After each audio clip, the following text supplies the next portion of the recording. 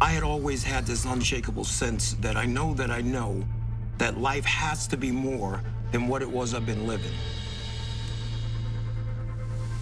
I caught my very first felony conviction at 16 years old, and that type of behavior had led me into more and more arrests, getting in trouble until the age of 37 years old.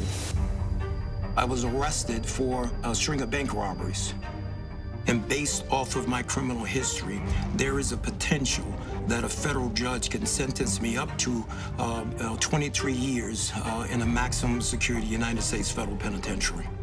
And in that moment, I played a let's make a deal with God. And I asked God to climb into the robe of that judge. Whether it's 10 years or 50 years, I'm going to invest the rest of my life serving you. And I stood before that federal judge. Judge Mahan took his glasses off, leaned back and said, I don't know why I'm going to do this. But he said, I'm not going to give you what you deserve. Then he gave me a lesser sentence. And as I laid on that stainless steel cell, shackled by my hands and my feet, I heard God utter into my spirit, my son, I honored what you asked me to do. He said, never forget the promise that you made to me.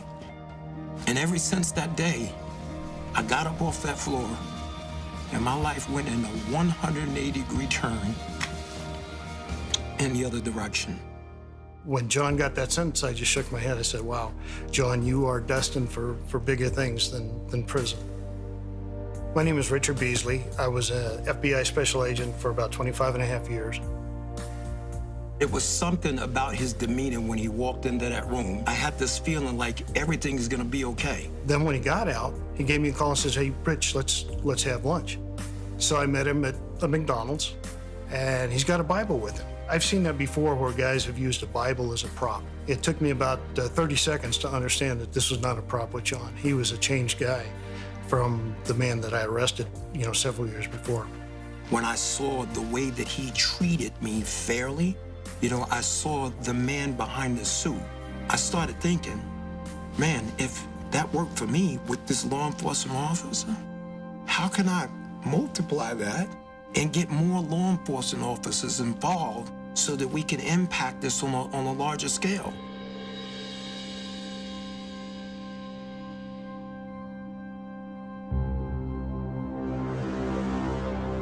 President Trump, he had made a bunch of promises. Let me just be transparent. When he first started talking about the things he was gonna do, I'm sitting there going, wait a minute here. I mean, is he serious? Because everything that he was saying that he wanted to do was the stuff that needs to be done. And before he walked out that meeting that day, I promised I'll make it out there to come speak at one of your graduations. I heard that they were phenomenal. When he stood there in that graduation and he went out of his way to shake the hand of every one of those 29 graduates, set them on a whole nother vista of life because they had the office of the President of the United States. The promises that he made was promises that he kept.